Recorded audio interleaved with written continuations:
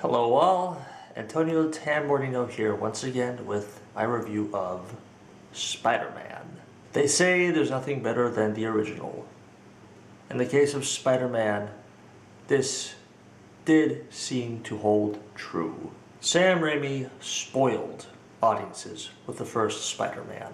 The story is ultimately a love story. Both comic book fans, avid comic book collectors, and casual movie goers got a near flawless introduction of Spider-Man. And while Tobey Maguire wasn't the perfect choice for the lead role, he was endearing enough. We got enough of Aunt May and Uncle Ben, that to see Uncle Ben taken away in the manner he was, was indeed heartbreaking. And to add to the sting we feel when Peter finally catches up with the man responsible for taking Uncle Ben's life, it feels more heartbreaking when we see how easily such a tragedy could have been prevented. Kirsten Dunst is adorable, and it's easy to see why, having her as Mary Jane, Peter Parker would fall for Mary Jane Watson, and why he can't help but save her. An act that does seem most noble, even if it jeopardizes his moral obligation as Spider-Man. Willem Dafoe was well cast.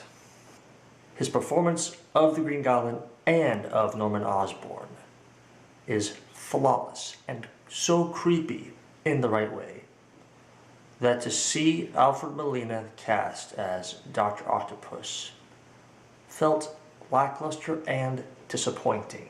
Dr. Octopus is known for being one of those characters you love to hate, and Alfred Molina's performance just doesn't sell it.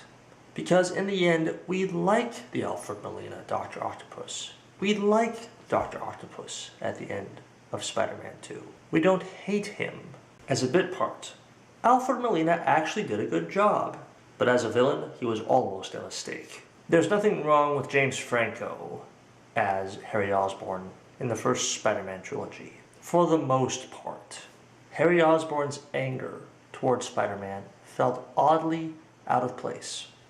And for some reason, James Franco's performance as the angry Harry felt wooden and very irritating.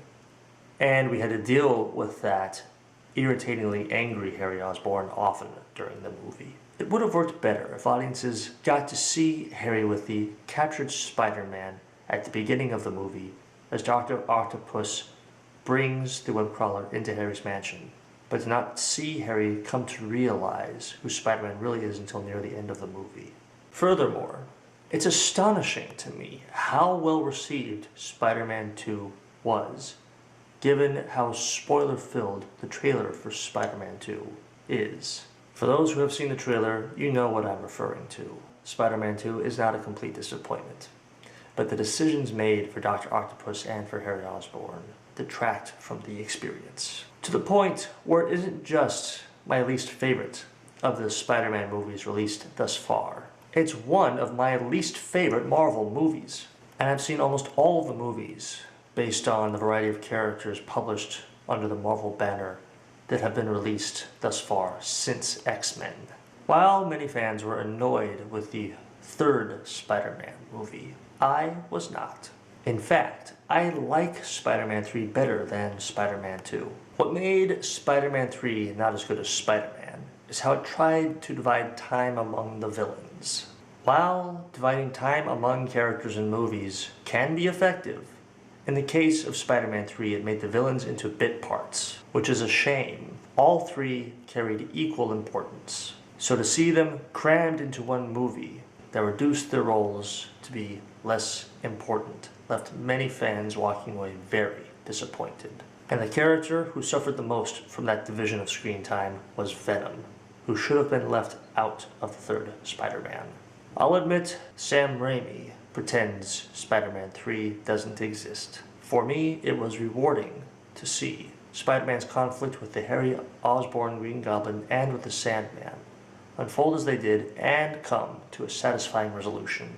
The Amazing Spider-Man and The Amazing Spider-Man 2 are both good movies. Emma Stone and Andrew Garfield are both well cast. Andrew Garfield nails his performance as Peter Parker and as Spider-Man, getting both the nerdier aspect of Peter Parker and the goofier aspect of Spider-Man right. What is disappointing is that The Amazing Spider-Man is a popcorn movie. It doesn't leave a very lasting appeal. I will always be more of a fan of The Amazing Spider-Man 2.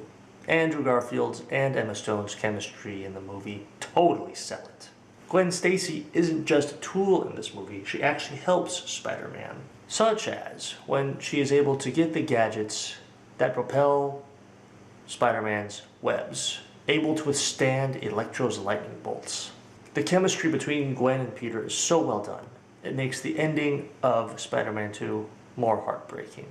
Unlike fan reaction to The Amazing Spider-Man 2, I didn't leave the theater feeling like there were too many villains in this movie. Harry Osborn's character this time around wasn't annoying or out of place. Seeing Harry become the Green Goblin near the end was actually fun, interesting, and rewarding, and used well for the big moment near the end. As much as I enjoyed The Amazing Spider-Man 2, it seems I'm in the minority on that opinion. The Amazing Spider-Man 2 is still not as good as the first Spider-Man. Captain America Civil War is a Captain America movie, but it's also a Spider-Man movie with how it reintroduces Spider-Man. This time around, played by Tom Holland, but this time around, the Russo brothers show Peter Parker living in an apartment with his aunt in such a manner that says upper class, instead of living in dinky quarters. I'm not sure I could ever say enough about the Spider-Man cinematic franchise, and it holds true for the third installment of the Captain America trilogy.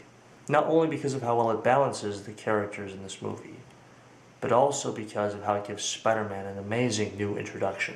From his meeting Iron Man to his role in the superhero Civil War, Tom Holland has got Spider-Man's character down, which seems to fit this new look of Spider-Man, even if we've grown accustomed to Spider-Man living an unappreciating lifestyle. From his acrobatics, to Spider-Man's goofy side, to Peter Parker's nerdier side, especially during the superhero Civil War, Tom Holland seems like an excellent fit for Spider-Man.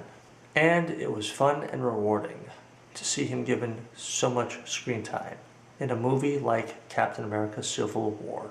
I give the Spider-Man cinematic franchise 3 out of 5 stars. Spider-Man started out with a bang and continues to entertain fans and moviegoers alike.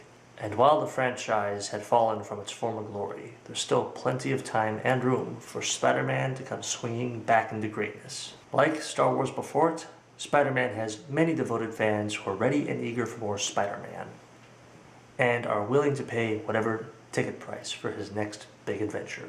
Thank you very much for your time, and I hope you have had a very happy Thanksgiving.